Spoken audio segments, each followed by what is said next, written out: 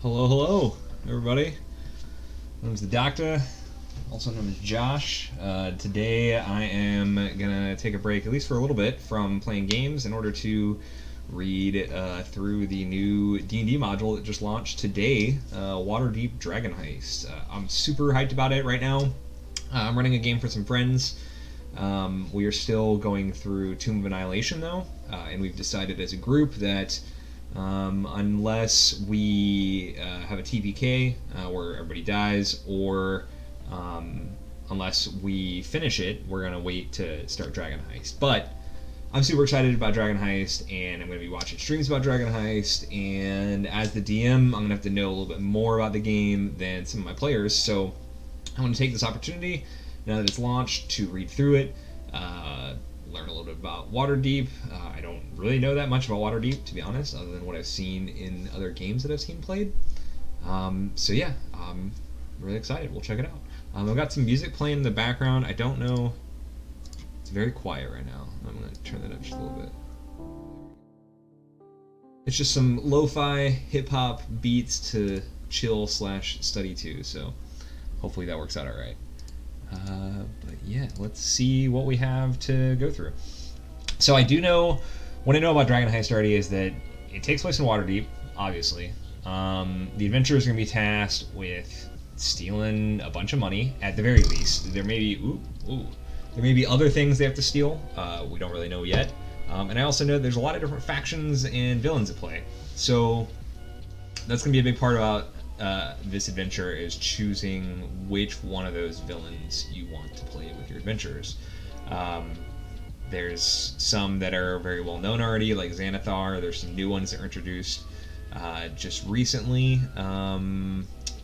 Forget their names, but it's twins, a brother and a sister. They sort of run Waterdeep. But the cool thing about being able to choose all these different villains is that means that you can potentially replay this adventure multiple times and have a different experience every time. So it should be pretty cool for your players if they're into replaying stuff. This also offers a lot of new stuff to D&D, like managing some weird downtime stuff, like running a bar. I think that this is the adventure where Holly Conrad Strix has her like witch school that she started in Waterdeep. We'll find out. So yeah, let's take a look. Story overview. I just have this on D&D Beyond, obviously. There are other sources that you can get it as well. It's available on Roll20, which I plan on getting it there as well, depending on how map heavy this campaign is. If it doesn't have a lot of maps, then I might not get it on on Roll20, just because it's really the biggest benefit there. And it's also available in book form. You can get it at your local game store, or of course a lot of online resellers as well. So yeah, Waterdeep is a treasure hunt set against an urban backdrop. The adventure plot can be summarized as follows. 500,000 gold coins are hidden somewhere in Waterdeep. Many individuals know about the cache and are looking for it. Adventurers can join the hunt and prevent the cache from falling into evil hands. The city is threatened by escalating tension between two power groups that is on the verge of flaring into violence. The Zentarum, a shadowy network of mercenaries. So we know a lot about Zentarum already, or at least we've seen a lot of them. If you watch some of the streams like Acquisition Incorporated, Zentarum are a big player in a lot of their games. And Xanathar. Xanathar is great. He had his own book launched last year, Xanathar's Guide to Everything, right? And it's this book written by this mad beholder, and it's hilarious and wonderful. The beholder, crime lord of Waterdeep, are at odds, and when they clash, the characters are pulled into the conflict. Okay, so it sounds like it started not with the choice. I guess there will be a choice, obviously, still, of villain, but this starts with the an already set conflict, so that's pretty cool. Agaram's Dragon Ward. Waterdeep is blanketed by an undispellable magical effect called Agaren's Dragon Ward. The effect originates from somewhere under Agaren's tower. There's got to be something that will tell me how this guy's name is pronounced, right? No, there's no pronunciation thing here. Let's see if there's a pronunciation guide somewhere in what? No pronunciation guide. Great. That's always fun. It's also, oh man, I love the cover art. That's great. I'm going to be adding that to my collection of wallpapers later. I have a collection of wallpapers that cycles through periodically, and that'll be a good addition. Okay, so there's pronunciation guide. We'll look through this in just a second. We'll read the forward in just a moment. I want to finish reading the story overview and this box text they gave us. So, the effects originate from somewhere under Agaron's tower in the castle ward and is permanent. Dragons and all other creatures of the dragon type are physically unable to enter the city or its sewers as long as the dragon ward persists. The effect doesn't extend to the harbor or into Undermountain. Okay. Undermountain is another adventure that's coming out in November. It is from 2E. I think they also did a 3E and 4E adventure in Undermountain. Basically, it's this giant, like, 25 something layer deep dungeon under Waterdeep, and it is huge and sprawling and has all sorts of different civilizations. So it's interesting that they mentioned that specifically this dragon ward doesn't transfer over there, because that means that there's could potentially be dragons in this this dungeon down there. Creature of the dragon type that is touched by the dragon staff of Agaron can ignore Agaron's dragon ward and move through the city freely. The effects last until the creature is touched again by the staff, or until the passage of a period of time specified by one who is attuned to the staff. The dragon staff is currently in possession of an adult gold dragon, ooh, that's dangerous, who guards a hidden vault under the city. So a couple interesting parts about that. There's a dragon staff that can cancel out this ward, meaning that any dragon should go through Waterdeep. That dragon staff is currently owned by a dragon, which, I guess, since they're magical creatures, he could use a magical item. He could allow himself to go through Waterdeep whenever he wants. It's very interesting. I like that item, though. That sounds pretty cool. Oh, so this has uses other than having dragons walk through Waterdeep as well. So, while holding the dragon staff, you have advantage on saving throws against the spells of breath weapons of dragons, as well as breath weapons of other creatures of the dragon type, such as dragon turtles, probably dragonborn, I would guess, as well. A creature of the dragon type that you touch with the staff can move through the city of Waterdeep, ignoring the dragon ward. This effect lasts until the creature is touched again by the staff, or until a time you proclaim when you confer the benefit. 10 charges. If you target a dragon with this casting, the dragon has disadvantage on its saving throw. Wow. Okay, and then it regains charges as well. That's a pretty strong staff. I guess that's why it's legendary. Makes sense. It looks like it was introduced with this module, so that's cool. Awesome. So we've read through the story overview. I'm going to... Let's go read the forward and check out some of these pronunciations. Agaron. Okay, so that was close. So this is written by Chris Perkins. Chris Perkins is awesome. He's D&D of the Stars, right? He does Acquisitions Incorporated, other things. I was lucky enough to meet all of the Acquisitions Incorporated crew, excuse me, as well as Chris Perkins and Strix from the Waffle crew. They were all there because she's part of Acquisitions Incorporated now as well. And I got their signatures in my Dungeon Master's guide. It was pretty fun. I got to do that at PAX this last week. So the forward written by him. A simple question began rattling around in my head over the 2 years I was bidding farewell to Barovia, dragging myself out of the depths of Maelstrom, and planning a year-long expedition to Chult. Where do we go next? After mulling over several options, we decided it would be refreshing to return to civilization. Dragon Heist is a treasure hunt with an urban backdrop. We visited Waterdeep before, but not like this. Clever heroes will respect the city's rules. Those who get in on the city's bad side are in for a rough time, as the City of Splendors is home to some of the most powerful figures in the Forgotten Realms. Charlie Sanders, a lifelong D&D player, brought his experience writing for television to the project by helping flesh out the story Bible months before work on the adventure was scheduled to begin. Man, speaking of a story Bible for D&D, I would love to see some of the just like early concept stuff written out for this. I think it would be just really neat to see some of the rough drafts that went into creating this.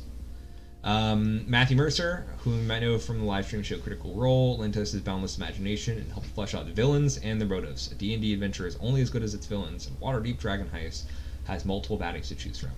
before I pull back the curtain and lead you into the heart of Waterdeep, I wish to thank Ed Greenwood, for making the City of Splendors what it is. So Ed Greenwood is one of like the founders of D&D. He helped create the Forgotten Realms, wrote a bunch of books about it, and is responsible for what's the wizard's name? The wizard that he played, that is very famous in the Forgotten Realms, and of course I feel terrible for not remembering his name now, but it'll come to us. I'm sure we'll see it before this is over. So I'm going to leave this tab open just because it has the pronunciation guide. I can't even pronounce pronunciation. It's irony for you. And I'm sure that this will come in handy as we read through more of the adventures. So yeah, it's a long one, that's for sure. So yeah, let's take a look further at what we got. So it looks like the story overview is going to outline some further details for us about the clash that's going on.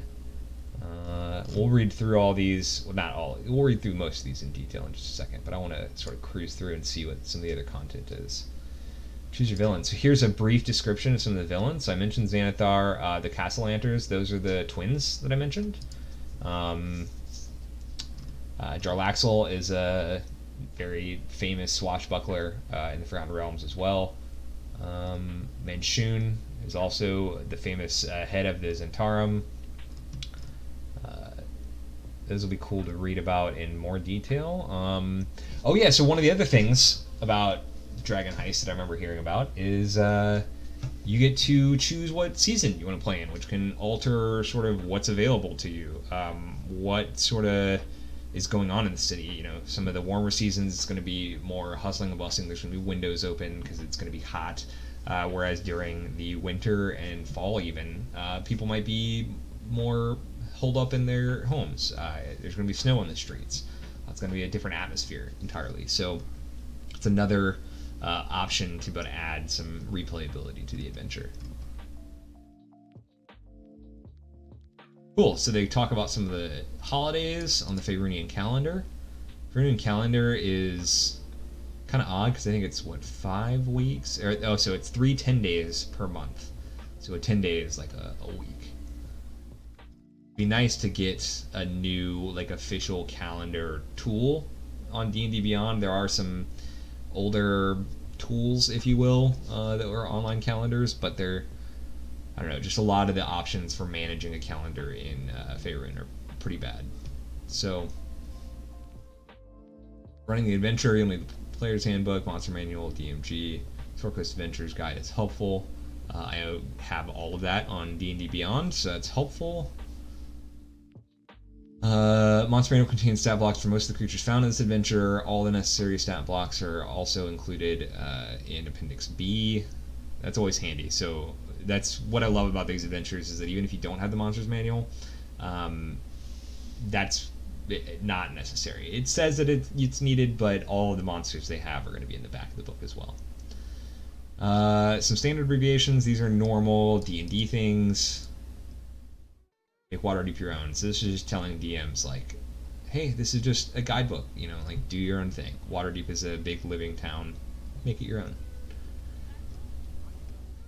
Adventure structure.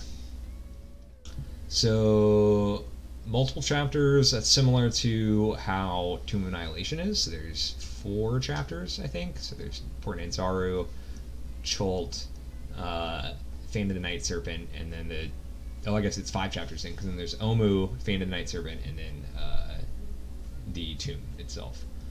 Here it looks like we get at least 8 chapters. So, chapter 1, the characters arrive at Young Portal, where Volo gives them a quest. Volo is great, also has a book after himself. Volo is in Tomb of Annihilation as well. My adventurers, they don't know this, but they are on their way to Port Anzaru right now to take sort of like a break in Chult. And Volo is going to be in town signing books, so they'll get an option to buy a copy of Volo's Guide to Monsters. So I'm excited to see what they'll do with that newfound information. If the adventurers complete the quest, Volo rewards them with a valuable piece of property. Interesting. It'll be cool to see what sort of property Volo has to offer for this. In Chapter 2, characters explore their new home in Troll Skull Alley and attract the attention of factions interested in recruiting them for special missions. So you get to join factions in this, and they'll have just like a mission board, basically. I'm really excited to see sort of how that changes the sandboxy feel of Dragon Heist versus the open world feel of Tomb of Annihilation. That'll be nice. Be a good little change. Chapter 3 begins days or weeks later, allowing characters time to adjust to city life and pursue their own interests. An explosion tears through Troll Skull Alley, prompting an investigation that hurls the characters into conflict with some secondary villains, culminating in a bloody confrontation at a noble estate. So I guess that gives you an opportunity to sort of make Chapter 2 as long as you want. They can build renown with different factions, earn money, do other quests, explore Waterdeep, and then Chapter 3 come in whenever you want. That sounds pretty cool. Characters race to find the gold. The encounters in this chapter and the order in which they occur change depending on the villain you've chosen. Nice. The chapter concludes with the discovery of Lord Neverember's treasure vault and a showdown with its gold dragon guardian. Character's ultimate goal is to prevent the gold from falling into the hands of the bad guys. If all goes well, some of the gold will find its way into the character's pockets. Characters will have a hard time claiming it all for themselves, however. Okay, so steal some gold, make some gold. Got it. Chapters 5 through 8 describe the layers of the story's villain and can be used at any time in any order or not at all. Characters might have reason to visit one or more of these layers in the course of the adventure. Thwarting the villains doesn't require the characters to invade their lairs or defeat them in combat, so it's possible to complete the adventure without these chapters coming into play. Interesting.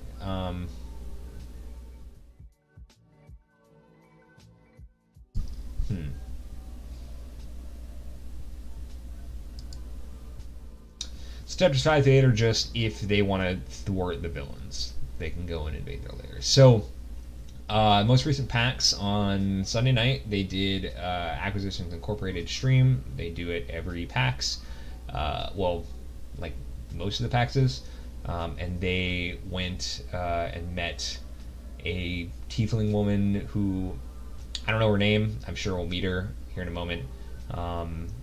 But they went to go presumably thwart her plans and steal her money. So it's supposed to most of their streams are like loosely tied into whatever adventure is going on at the time. So that's where that comes in. Be prepared to make adjustments on the fly if the characters find themselves in a villain's lair prior to completing Chapter 4, as the challenges within each lair are difficult for characters of lower than 5th level to overcome. You can gently steer characters in a different direction, drop hints that urge them to use extreme caution, or make deadly encounters easier. It also bears remembering that the villains are meant to be thwarted, not killed, and they are rarely spoiling for a fight. Right, so don't always fight. A lot of this should be RPing, less fighting. Adventurers who get in over their heads can be knocked unconscious rather than killed. Such characters might awaken in an alley, a sewer tunnel, or a prison cell with or without their gear. Conversely, they might awaken safe and sound with all their gear in a private residence, being cared for by friendly NPCs who took them in. Excuse me. So that happened in Knack Inc. They went in to go learn more about this vault that they were going to steal from. They ended up knocking themselves all out unconscious and having other various effects because of all the potions that fell on them, and they woke up fine. So that's good to know. So here's the flowchart. Okay, so a friend in need, Volo gives them their quest. Adventurers settle into their new estate and meet the neighbors. Fireball explodes, setting off an investigation. Adventurers willing to race to find and unlock the Dragon's Vault. I'm really interested in how these two chapters relate to each other, because as it's said, they don't really sound like they have much in common. So that'll be cool. Chapters 5 through 8. So it's just... Okay, so it's one chapter per each of the different layers. So there's Xanathar's lair. That's great. I can't wait to see Xanathar's dungeon. I'm sure it's going to be goofy as all hell because Xanathar is paranoid and crazy. There's the Caslanter house, Jarlaxle's ship, ships, excuse me. So I have seen bits and pieces of the maps for this, and they look wonderful, and I can't wait to see more. Adventure search Kolat Towers for Manchun's clone. Find his extra-dimensional den. So Manchun, he is the head of the Zentarum. He's created a bunch of clones of himself. They sort of all awoke at the same time and became each other's like instant enemies and rivals in order to try and take over the head of the Zentarum. So it'll be cool to learn how the adventurers find out that he's a clone, or that he's been cloned. And I can't wait to see his extra-dimensional den.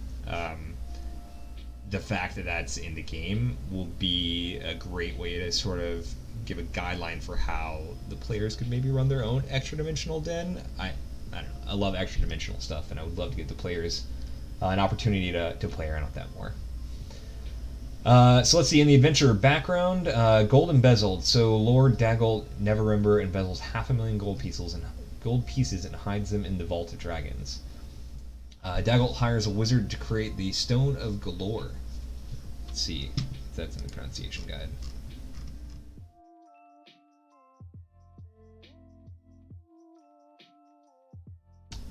Stone of Galore? No, it's not. That's okay. Then hide the artifact in the Palace of Waterdeep. Okay, so there's another item, another like big item that we would now know about in Waterdeep that can come into play.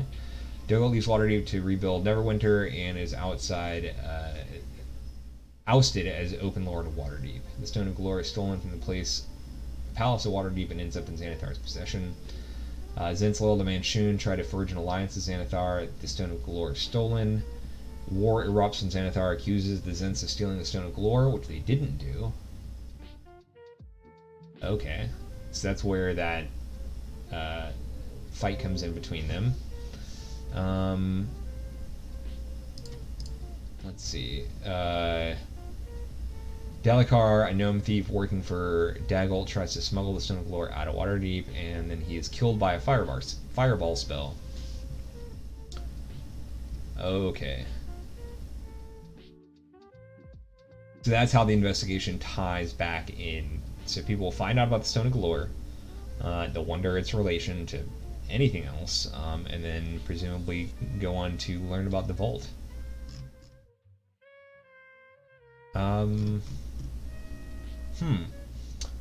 I wonder, let's see if the Stone of Galore is mentioned as just a magic item anywhere.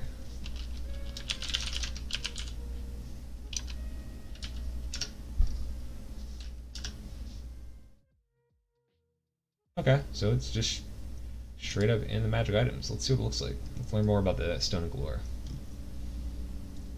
It's a wondrous item, makes sense, artifact. Glossy greenish gray stone that fits in the palm of your hand. Actually an aboleth named Galore transformed by magic into an object. Okay. Interesting. This is bad of me, but I don't remember what an aboleth is, so let's find out more about that real quick. I at least want to get a refresher. Oh, okay, one of those guys. Yeah. These guys are pretty gnarly. And all those teeth.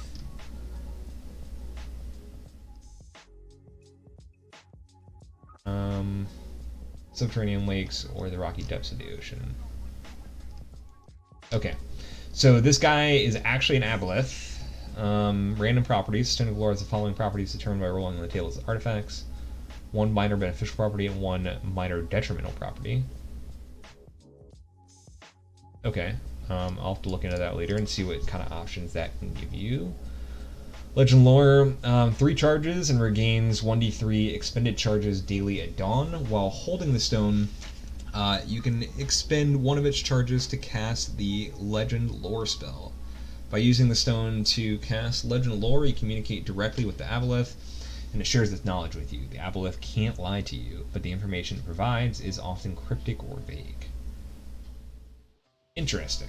So that'll be a very cool way.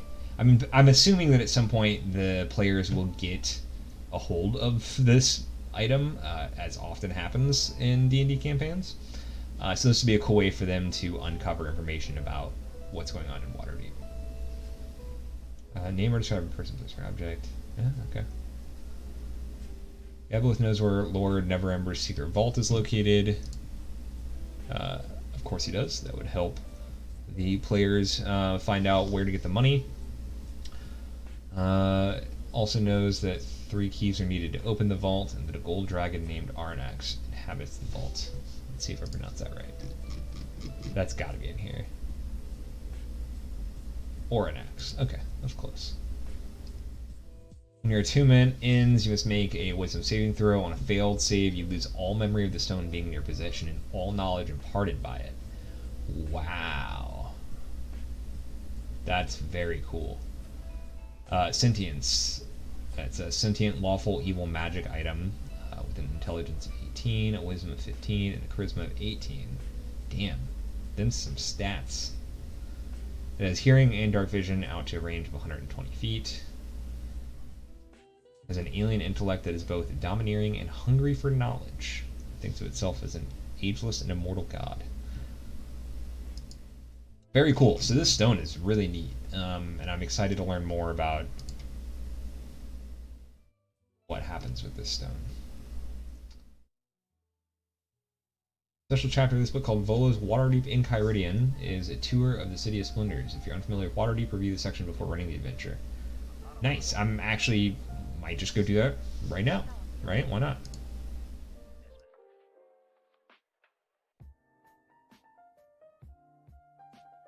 Where's that? What chapter did it say?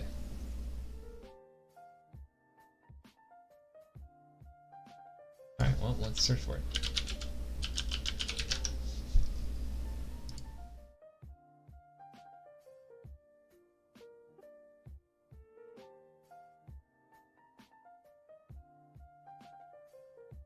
Here it is. Oh, sweet. It actually looks like a whole separate thing printed in here. By Volothamp Gedarm. Okay, under the generous patronage of the Lords Melshimber. Published by Tim Waterdeep Limited in association with the Fellowship of Innkeepers and the Fellowship of Carters and Coachmen. I love it. So much good detail gone into here. Even a little address, 17 Mulgrimmer's Way, Castle Ward. Consider any antinomy, objectification, mendacity, obloquy, pasquinade. Wow. Okay, I don't know what half those words mean. I'll have to do some Google searches later and figure that out. Volotham verily attests to the veracity of the words printed herein. Of course he does. I wonder who he bought this information off of, though. Volo, at least the way I've seen Adam Coble play him, Volo is not much for adventuring these days, and he's probably built some of this knowledge on his own, but I'm sure that not all of this knowledge is his own. So, likely you've already entered. Oh wait, hang on. Here's a forward from Volotham. Welcome, traveler. You have in your hands the foremost and most up-to-date guide to the city, smiled over by none other than its open lord lady, Lair Silverhand. This chapbook will serve you well until my seminal work on the subject, Volo's Guide to Waterdeep. Sadly, long out of print, but now a tome prized by collectors. So I think this is actually a D&D book. I think this is from 3rd or 4th edition. Let's see what Amazon says. It's the first link that we got. Oh no, this is just a novel by Ed Greenwood. Aw, okay, so that's probably what Chris was referencing when he wrote that opening. There is a City of Splendors book on it, but this is, I think, the one. That's great. I'm gonna have to actually get that at some point. Sadly long out of print, but now a tome prized by collectors can be updated and printed anew. Ask any broadsheet seller, innkeeper, shopkeeper, tavern owner, or bookseller if they'll soon have copies of the new edition for sale. Likely you have already arrived in Waterdeep and borne witness to some of its many wonders, but in case this pamphlet has found its way beneath your worthy eyes in anticipation of your visit, due to the commendable efforts of some friend or family member who loves you dearly, I shall explain briefly the circumstances of entry. So this seems a little wordy to read all of it word for word here on stream. We will skim through it in a second, but man, if this is written in game, like, I'm definitely just gonna give this whole thing to my players. I'm gonna give them a link to this and say, hey, go read Volo's Enchiridion. Holy cow. Ooh, maybe I won't have my players read all of it, at least not up front, but I will have them have this available for reference. It'll be like something that is handed out to everybody, probably either at the gates or when they meet Volo. Volo will be like, hey, by the way, did you guys get a copy of my Enchiridion? That'll be great. I wonder if it's in here that we get some of the maps and stuff as well. Shield Guardian, or is it a Warforged? No, these are Warforged. Okay. This covers some of the holidays. It looks like cavalry.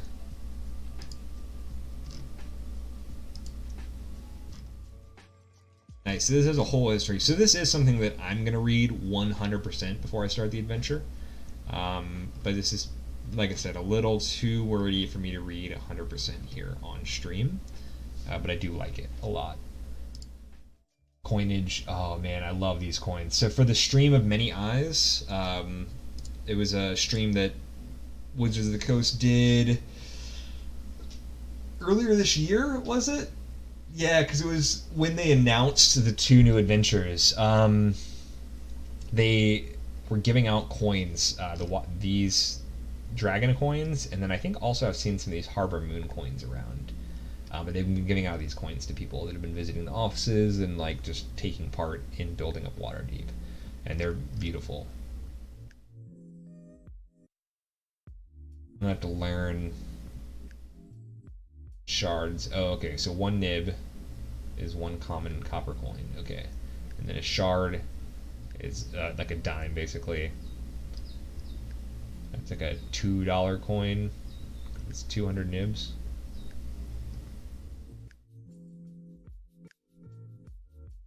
Dollar coin, then. That's interesting.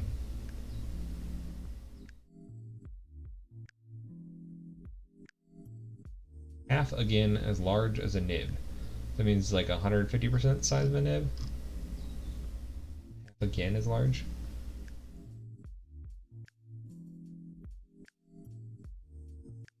These sound like they're annoying. They sound like they're big, and I don't know, I guess they're worth $2, so. 1 sun is 1,000 nibs, and then platinum crescent inset, electrum. Oh, that's cool. So it's inlaid with electrum. Oh man, what a great coin! I want to buy just a whole set, even if it's just 1 of each of these. I think it would just be a great thing to have as a collector's item. Oh, especially these. I didn't even think about that. They're made out of brass, so they get this great patina on them. The great green in the background of that scene of the harbor. Oh, I love it. So much great art.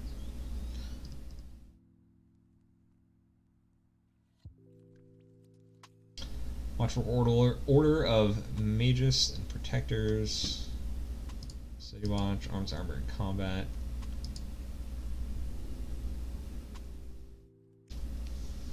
Waterdevians go about unarmed and unarmored. So that'll be an important thing for the adventurers to remember, because if they're walking with swords and stuff and like full suits of armor on, it's gonna be a little interesting. So things like combat or even encounters that just require initiative, I'm gonna be asking my adventurers like, hey, what are you wearing when you got here? You know, what all of your gear do you actually have on you at the time? Maybe I'll make my players have like a stash, like you would see in like a video game, where it's, you know, something at your home base versus their like personal inventory. Dueling has been illegal in Waterdeep as has any sort of activity involving assault. Individuals caught brawling by the watch will be arrested and judged regardless of who started it. Makes sense. Businesses and individuals do employ armed guards. But except for nobles or foreign envoys, few people travel about the city with such protection. makes sense as well. Cool. So, yeah, I will definitely be reading more about this in depth. But for now, let's go back. Here we go. Where were we? We're in the structure, right? Yeah, we just went past that. All right. Life in Waterdeep. So city-based adventures can be challenging to run, especially if your player characters are inclined to wander. Keeping the characters in Waterdeep, where the action is, requires that they feel at home. To that end, here are some points to keep in mind. Almost anything can be bought or sold in Waterdeep. There's no need for adventurers to shop elsewhere. Waterdeepians generally hold adventurers in high regard, given that many of the city's most esteemed citizens are former adventurers, and that the city has been saved countless times by adventurers over the years. Esteemed citizens being adventurers, so actually Omen Drawn of Acquisitions Incorporated is one of the mass lords of Waterdeep. I'm positive that that is talked about more in depth in here, and I can't wait to see Omen's name mentioned in something that is actually canon for D&D. That should be really great. Adventurers who are invested in the city are less likely to want to leave. As your players flesh out the characters' backgrounds, encourage them to establish roots in Waterdeep. The adventurer further invests the characters by awarding them property in the city and giving them opportunities to join local factions and guilds. So I thought about having my players from Tomb of Annihilation, like once they finish it, depending on their level, starting, like just moving into Waterdeep and continuing the adventure with this. I would have loved it if this would have started out sort of at level 10 or so. The fact that it starts for level 1 characters and goes up to level 5, I think, or so, means that I can't transfer my characters over that easily without adjusting a lot of the gameplay. That being said, I'm kind of glad that we can't do that as much, because that would mean they'd probably want to buy one of these establishments just right off the bat with all the gold they've gotten in Schultz.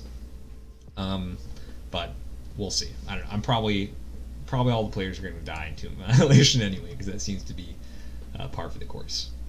Breaking the law. Waterdeep is a city of firm laws and swift justice. Adventurers hellbent on slaughter and plunder won't fare well in the City of Splendors. So this punishes murder hobos, and I'm very happy about that. Punishments for assault, arson, theft, and murder are severe regardless of the reason for the crime. If the characters express interest in knowing more about crimes and punishment in Waterdeep, give them the code legal handout in Appendix C. Interesting. So there's a whole handout. Oh, cool. There's people that we know. Here's the code legal.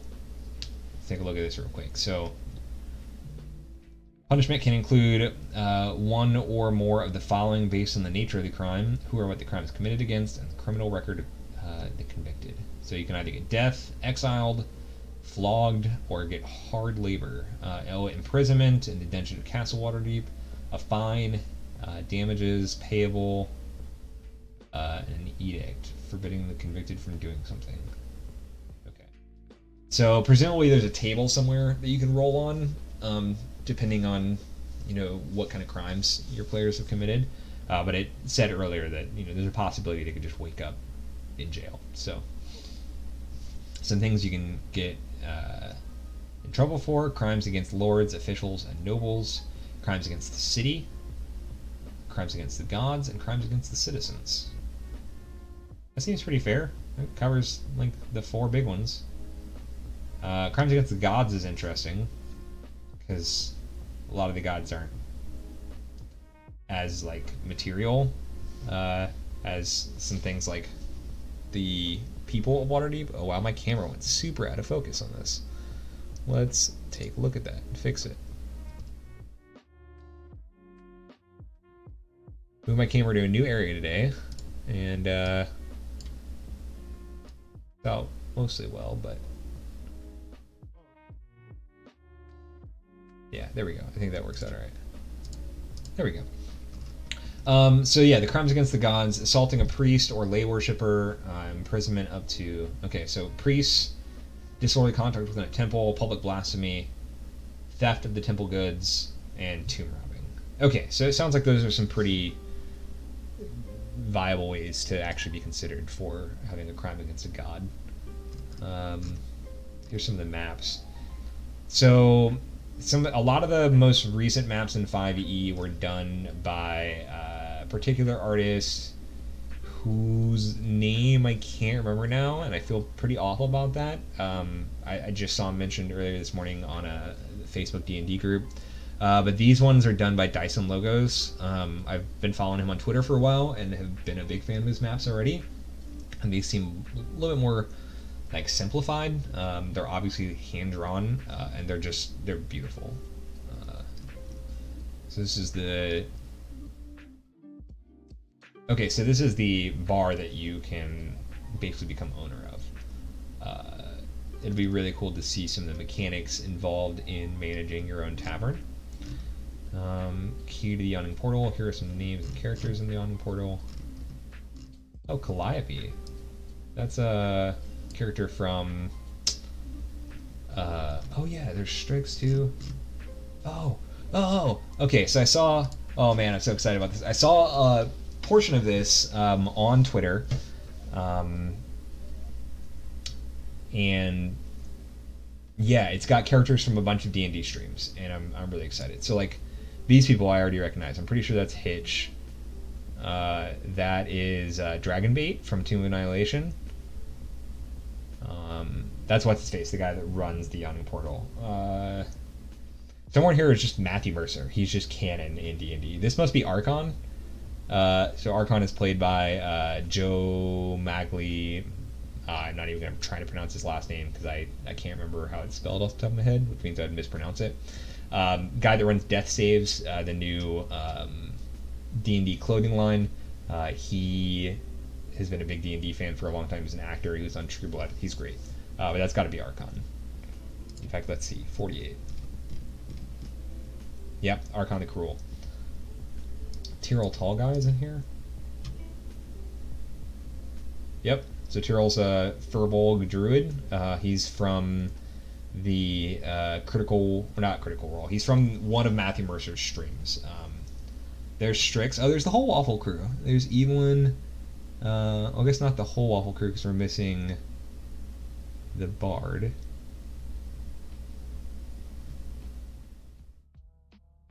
Mind Flare. There's a Beholder. I wonder if the Beholder has a name. Please tell me. Of course he does. Oh, it's just Xanathar. Xanathar's just hanging out in the bar. That doesn't make a whole lot of sense. Matthew Mercer, of course. Alright, I'm looking for Ack Inc, folks. This little group must be from somewhere too, right? 15, 16, 17, 18. Florin. Sorry, I don't know any of those people though. Jamila's in here. Jamila must be down here as well. She's in the background. So Jamila is played by great actress from Daredevil. But she's in one of Matthew Mercer's streams and plays this really great barbarian. Let's see if these people look familiar. 6, 7, 8, 9, 10. Oh, Mordenkainen, Elustriel, and Elminster. Elminster is the wizard that I was thinking of. So he's the one that used to be run by Ed Greenwood. My dog is being quite loud right now, and for that I apologize. But that's the nature of having dogs.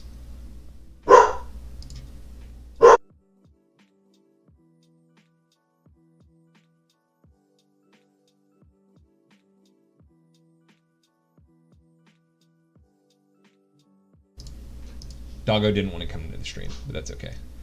We'll give her the benefit of the doubt.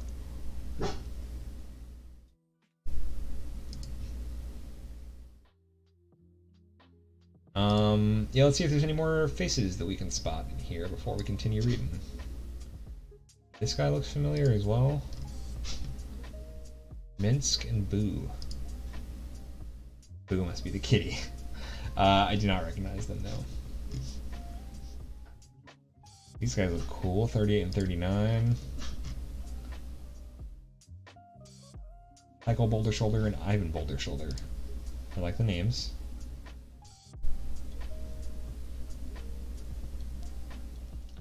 I'm honestly a little sad to not see any Acquisitions Incorporated people in here. We don't even have any of the C team. Nobody.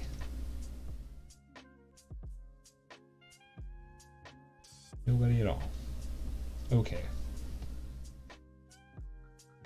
Sure, we get the Waffle Crew and we get Matthew Mercer's crew in here, but not Acquisitions Incorporated. That's cool though. I still love this illustration. I love that every single person in here has their name written down. Most of them are famous characters. Artist wasn't there. Yeah, just wonderful. Anyway, where were we, right? Okay. Sorry, I'm sure some people hate that sound.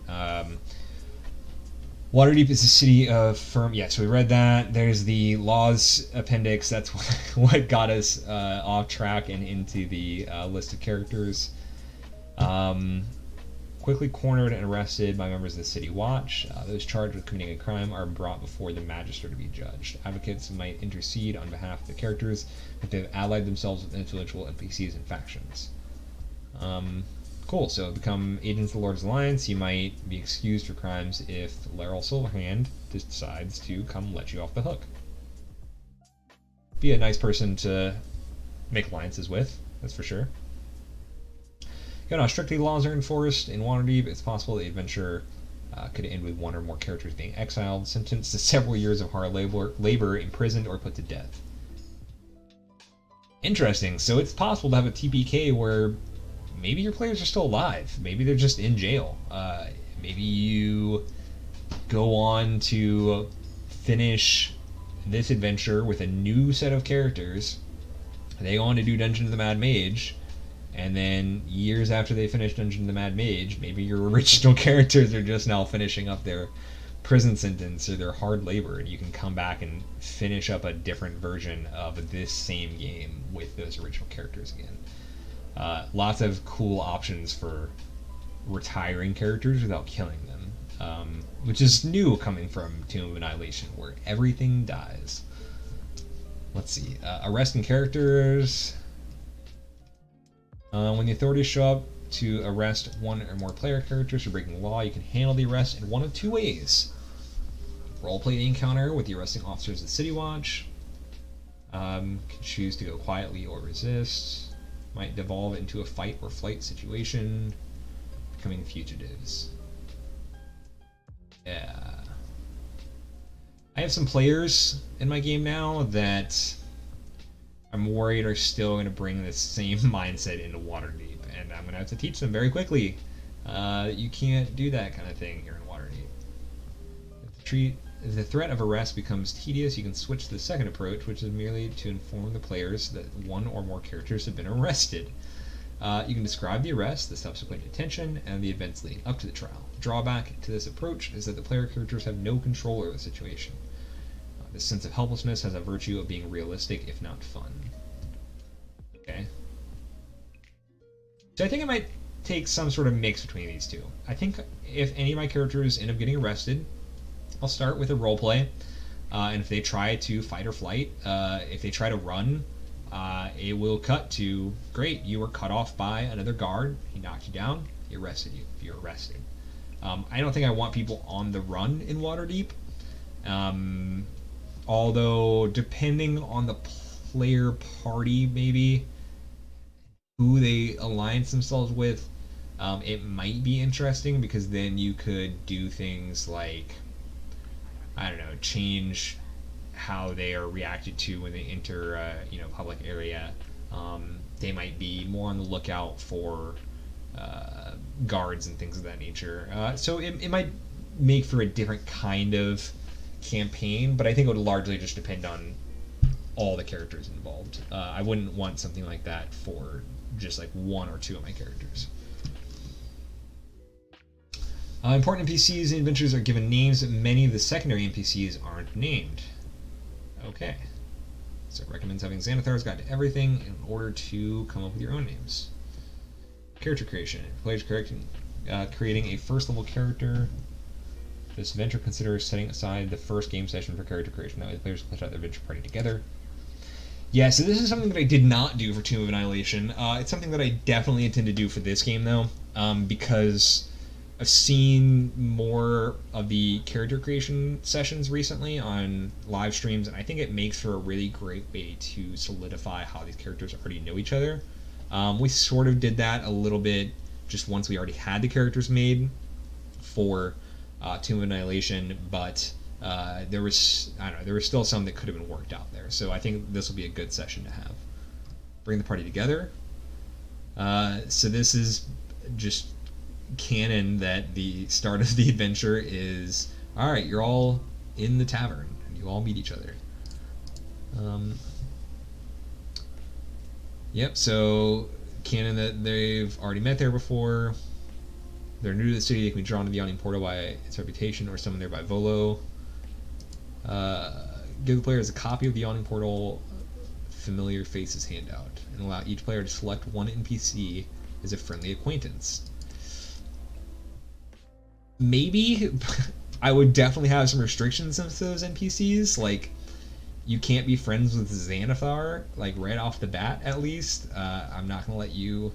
I probably won't let you be friends with Matthew Mercer, although it would be fun, but like being friends with someone who is from Earth who helped write the adventure that you're participating in, little wibbly wobbly there.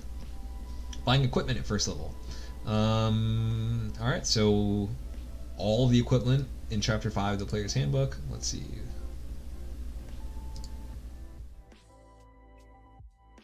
That's most equipment, if I'm not mistaken.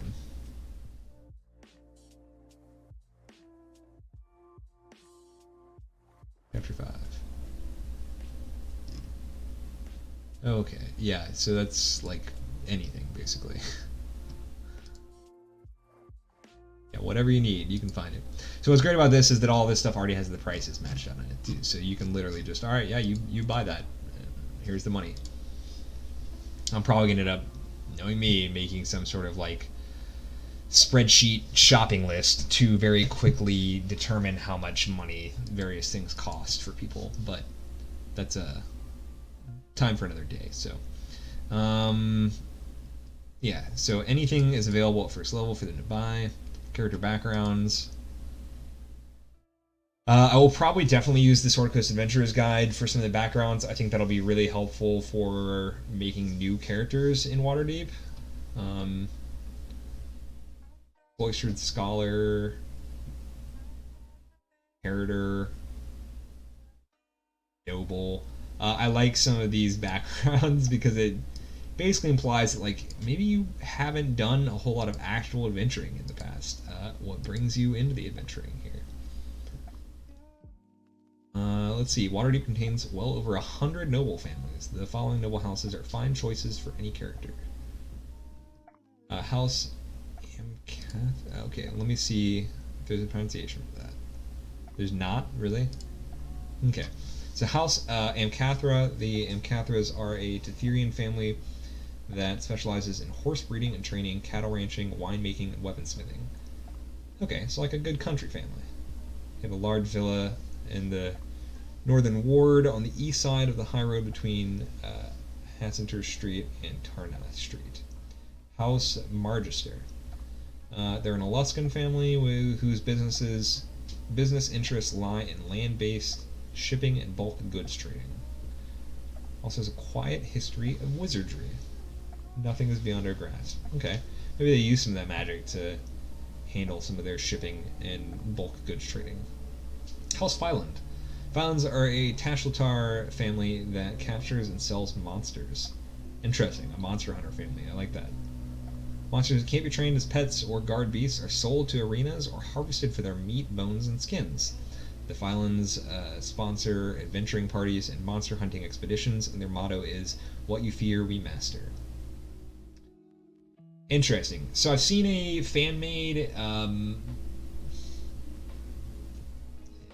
additional supplement's what I'm looking for D&D about monster hunting, and I've also seen one for being a witcher, and I think both of those would be really great supplements to use if your players have some sort of tie to House Fyland, because that's what those people do is they hunt monsters, and if they send your adventurers out on quests to hunt monsters, Witchers and Monster Hunter are both great resources to pull examples from in those, whether it's for the monster examples or just for like how to handle that sort of monster hunting vibe, you know, quest boards and things like that. So, let's see. House Rosnar, once banished from the Waterdeep for smuggling, slavery, and other crimes, this Tetherian house has returned and is trying to overcome its dark past and disgraceful reputation by focusing on legitimate business ventures such as winemaking and gem trading. Fly high and stoop swift.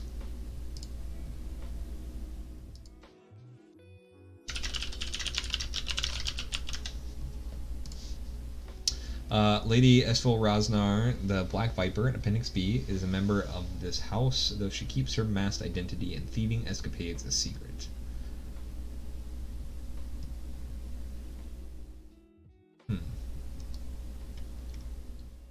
This is.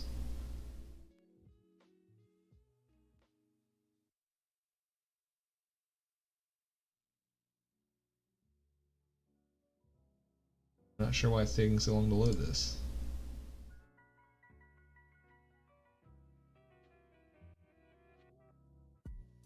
There we go.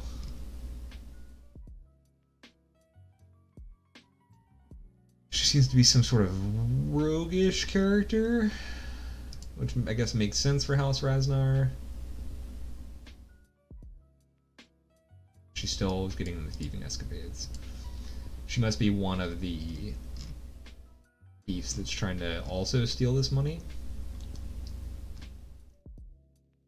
Holy cow, yes. Oh man, this book is basically just like 100% city simulation for Waterdeep, and I love it.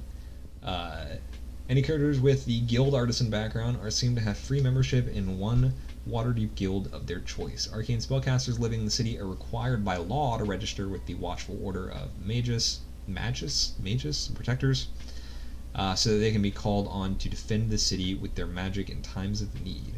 Waterdeep's most prominent guilds are appear on the Guilds of Waterdeep list. By law, there are no active Thieves Guild in Waterdeep, and the Xanathar Guild isn't an actual guild, but a faction. Okay. To join a guild, one must possess a background, a proficiency, or a status that the guild values. For example, a character with the sailor background is welcome to join the Master Mariners Guild. Makes sense.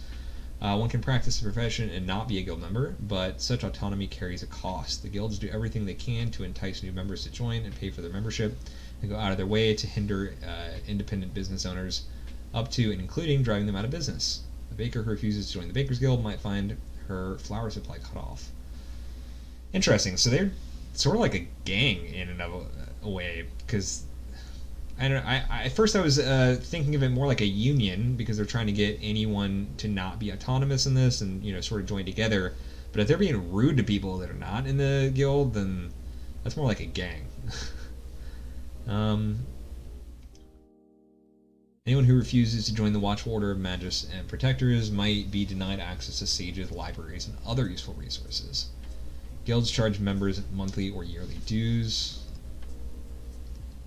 For simplicity, you can have a guild charge 1 gold piece per month, or 10 for a year's dues paid in advance.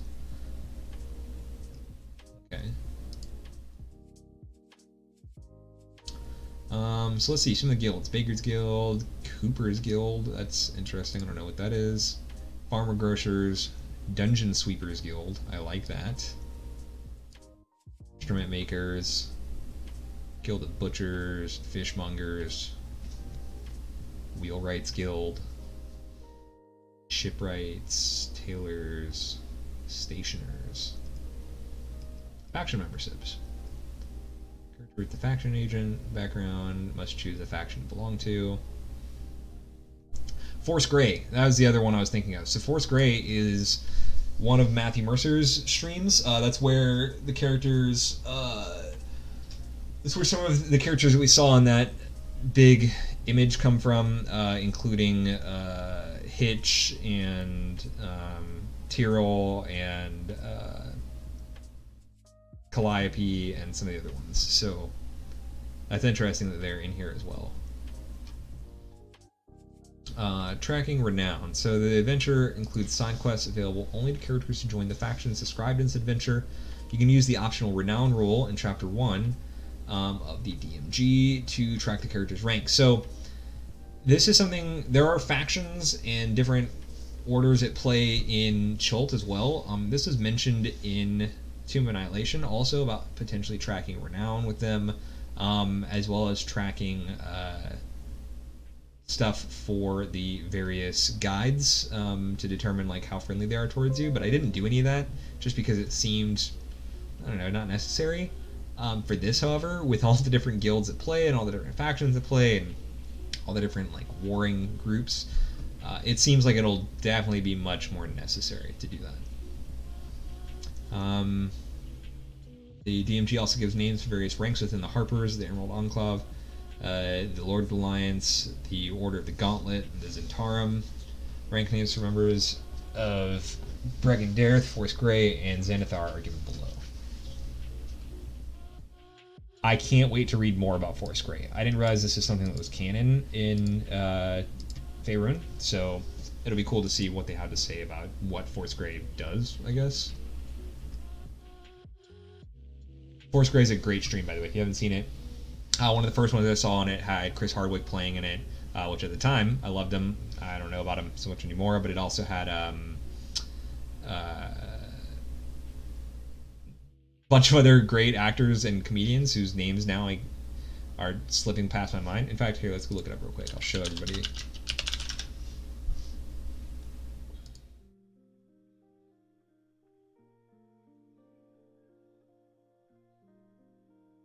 Oh, so that's where Archon was too. There's Hitch, there's Calliope, there's Toril, there is the Barbarian.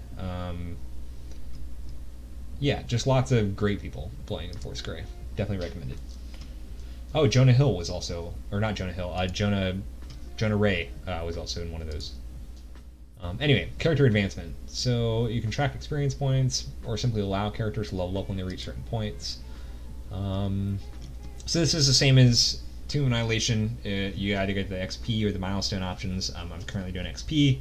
I will probably stick to XP for this because I think milestones might be a little loosey-goosey for something that's so sandboxy.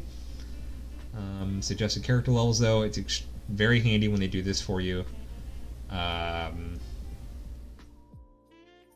Let's see. That means this first couple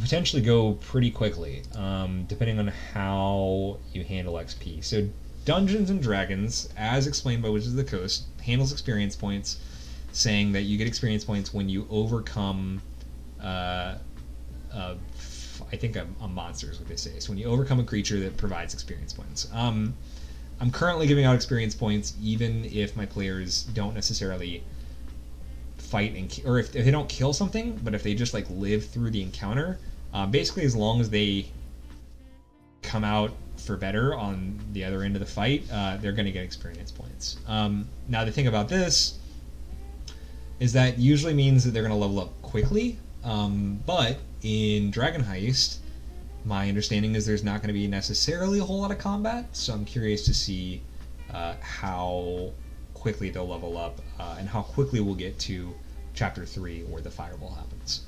Because those first 3 levels can happen very quickly. Excuse me. I'm not used to talking this much in a row. Even when I'm streaming my games, I'm only talking every few minutes. Let me drink some coffee.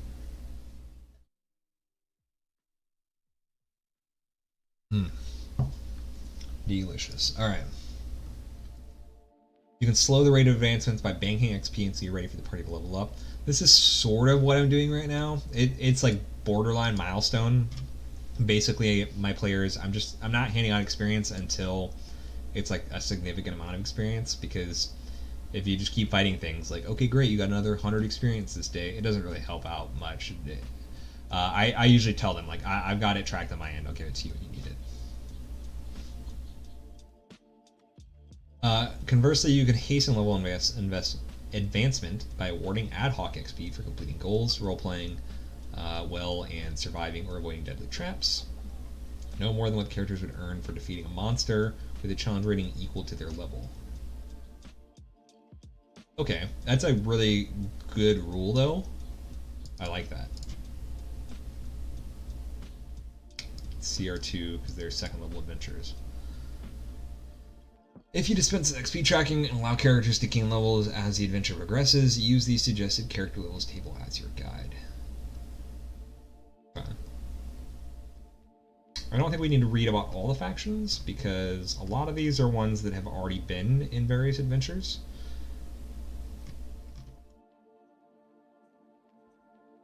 Okay, so this is a faction specifically of male drow. So if you don't know about drow, the males are actually like the subordinates in their hierarchy. The women are usually the leaders, and the males are seen as inferior.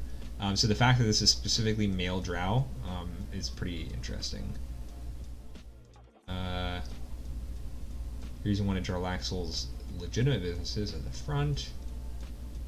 So this must be like a Jarlaxle specific. Yeah, group's leader Jarlaxle. Okay. So this is his faction. Support comes in these ways. Receive small unmarked black pouches of coins from an anonymous source. I like that. Receive an invitation to dine with Zardoz Zord. Please tell me I have like an image of this guy. I want to go look this up real quick.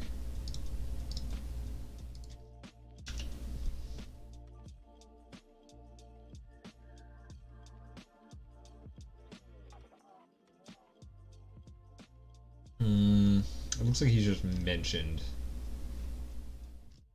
He's one of the options for starting a crew of ships, apparently. And this book is thick, apparently. Like, it is just dense with content, and I love it. So Emerald Enclave is something that we know about from Tomb of Annihilation already. Basically, they're a group that is helping to keep the natural order of nature. Druids and Rangers are especially welcome. Force Grey. This is one of the ones I wanted to learn about. So, an individual who has served in the City Watch or the City Guard is eligible to join, as are characters who are willing to swear oaths to defend Waterdeep, its citizens, and its laws with their lives. Okay, so this is specifically for people that want to help defend Waterdeep.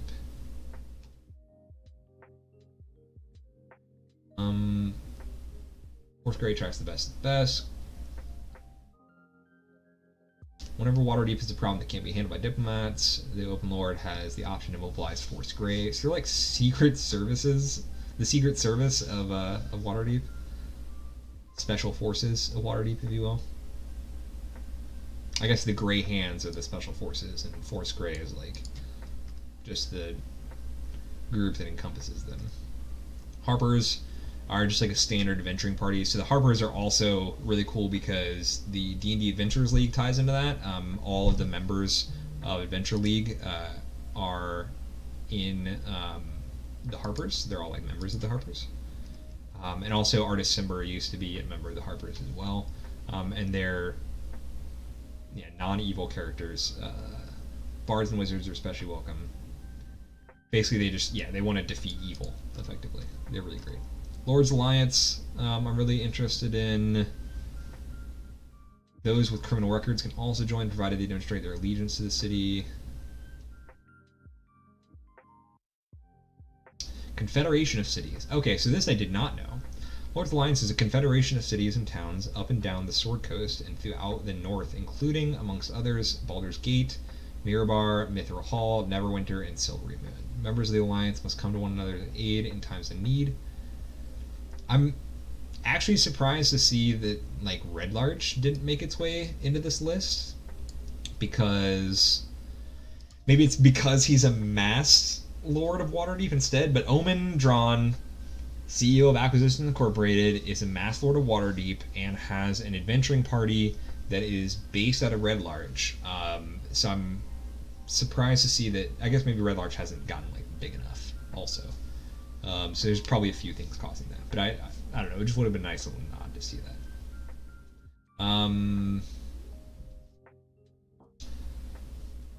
Support comes in these ways. Oh, we didn't see how the support comes from the other groups. So Force Grey adventurers who are arrested are released under loose supervision.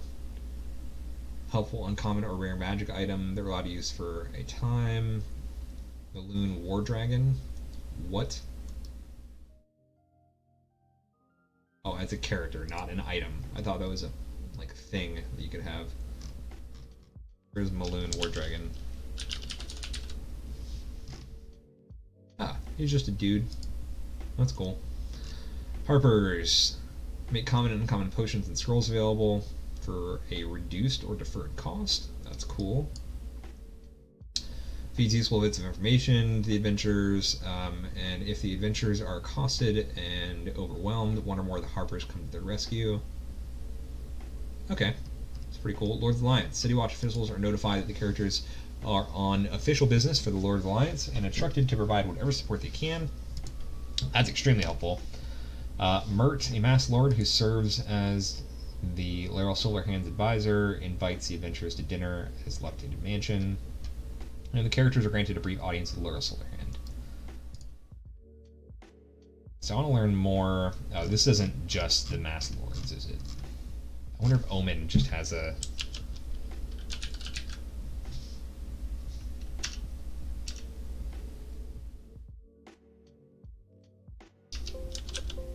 No. No. Man. Order of the Gauntlet. Clerics, monks, and paladins, particularly if they worship Helm, Torm, or Tyr. I'm pretty sure all three of those, their like icons are of various pieces of armor, so that works out pretty well for the Gauntlet. Require healing or other magic. They can help adventurers get in trouble with the law. A member can put in a good word for them. Plum might show up and help the characters. Neat. Xanathar Guild. Oh, this one's good. Any member given an assignment might receive a monstrous bodyguard or assistant, such as a bugbear, kenku, or were-rat, who has secret instructions to kill a guild member.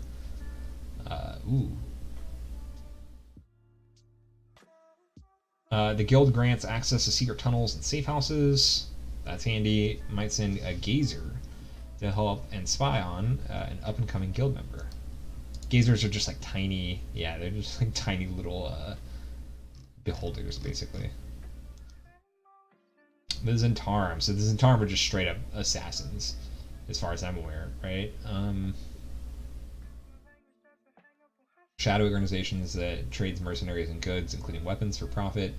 It's long sought to gain political influence in Waterdeep, but the strength of the city's mass lords and ability and professional guilds make that difficult. If you've never seen Chris Perkins play any Zentarum character, definitely go find a stream of his and watch, because he does a great Zentarum. Dabble can arrange meetings with influential nobles. Adventurers can procure discounted potions and poisons from Schemo's shop.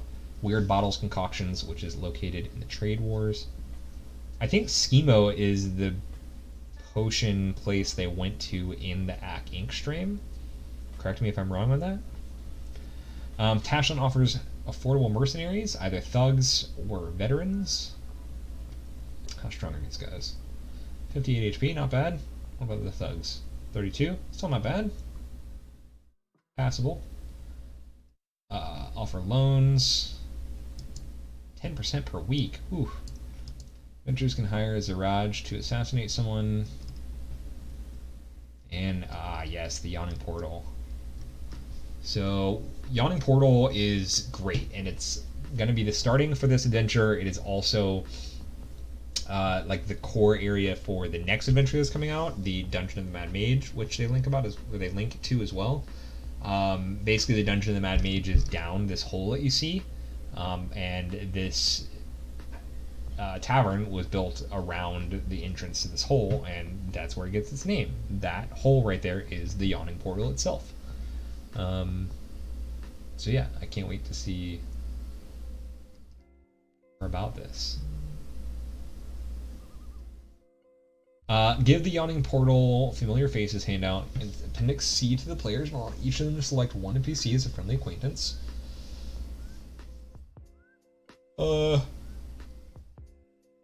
Interesting. Oh, does this just have... No, it's not everyone. What are these faces then? Or what are these people? Information below should be withheld from players until the characters learn it. So these must be like key players in the Yawning Portal, because these are not people that I recognize anyway, except for Maloon, because we just looked him up.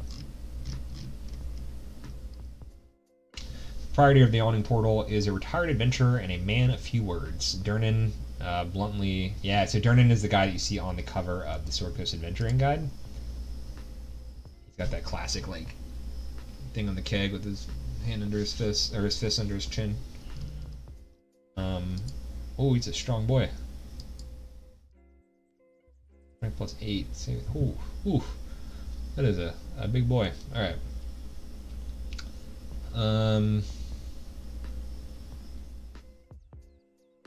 Bluntly, it warns adventurers of lower than 5th level that entering Undermountain isn't a good idea.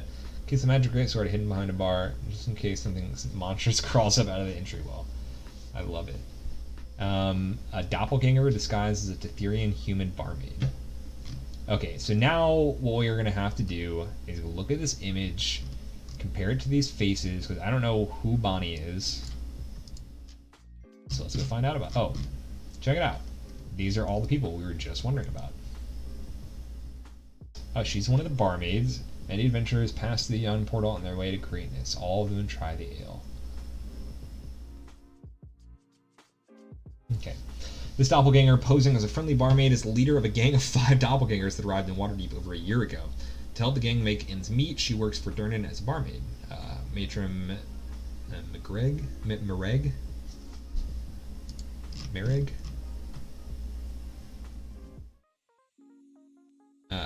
Matron Mereg. Okay. Knows her secret. Matron Mereg. Socially awkward bard. Must be 3 strings here. Anyone can play the 3 flambinis on a flute, but try playing it with just 3 strings. Yeah, okay, so 3 strings. Here we go. Is a better musician than he pretends to be. He's called 3 strings because he plays a lute that only has 3 strings remaining. His secret is that he's a harper spy, and he's far more eloquent and composed than he lets on. He lives at the inn, where he spends his afternoons and evenings spying on Zentarum agents and gathering information on other potential troublemakers. Jalister Silvermane, agent of the Lords of Alliance. Maloon War Dragon. Chondathan, human adventurer. In league with Xanathar. Oh, an intellect devourer in league with Xanathar ate Maloon's brain several months ago. Now under the monster's control, Maloon actively discourages adventurers from exploring Undermountain and urges them to focus on conflicts in the city instead. Interesting. He got his brain ate. Obaya Uday. Oh, human cleric of Joaquin. So Joaquin is a god of money, basically. She's sponsoring expeditions to Undermountain, the goal of bringing its magical treasures back to her employer. Merchant Prince Wakanga Otamu of Port Anzaru. Ah, so we know Wakanga from Tomb of Annihilation. He was like one of the first NPCs we met in Cholt. She discourages the local adventurers from exploring Undermountain, but is happy to help them with their magic. So basically all these people are like, yeah, we know about Undermountain, but why don't you just wait on doing that? And it's I have a feeling it's because a lot of adventurers would see this big hole in the tavern and immediately want to go and explore it, and there has to be somebody there to be like, don't do that yet. Like, we have that adventure for you, but it's coming. Black Network mercenary paid to protect Izzet negotiator. Cool. Holy cow. So we just spent an hour, like, basically only reading through the introduction. Wow. So let's do this. We already looked through the handouts. We already looked through the introduction. Let's look through the maps, and then we will... I think we'll just go straight into there from to go play Donut County for a little bit. I'm a little tired of talking quite as much as I have, and there's still a lot of... Excuse me. Man, burps. There's still a lot of content to cover. As you can see, I don't think we're going to get through all of that in another hour, so I'll read a little bit more of the map, and then we'll go play some Donut County. So there's 2 versions. I'm curious what the big difference is between the 2. Okay, so this is the DM's guide, and this is the player's one.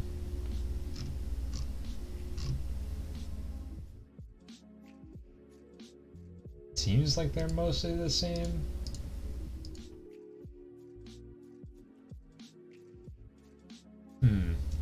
So I'll have to look at those in more detail later. It is very detailed though. I love that like every street is labeled. I'm very curious to see how this is going to look in Roll20. Later this afternoon, Roll20 Presents is going to be doing a game of. They're going to be starting Dragon Heist, DM'd by Adam Coble. It's got Blue Jay, David Human, Random Tuesday, and Random Elf are all going to be playing in it. They're all great. If you haven't seen Tomb of Annihilation, go watch this. Go watch Dragon Heist. But they'll give me the ability to see what this looks like and whether or not it's something that I'm going to need to buy in Roll20, because this map is huge. So we'll see. Cool. And we read about all these guys. Yeah. All right, great. So there's a lot of great information in there. I learned a lot about Waterdeep already. I love it. I can't wait to learn more. I think what's going to happen is I'm obsessed with Dungeons & Dragons, so I'm going to end up reading some of this during my off time anyway. So I'm going to be reading through this. I will end up streaming more of this probably next week. Maybe I'll just do like Friday D&D DM prep streams. So I'll read through this more next week, but by then I will have more experience with the information here, and I can, just sort of pick and choose what I want to show off. But there's a lot of cool stuff here. This just came out today. I definitely recommend picking it up if you are into Dungeons & Dragons. But for now, let me turn off my music. We're going to close out of Chrome. And I will be right back. I'm going to go take a quick bathroom break. I'm going to come back, load up some Donut County, and we will get that started.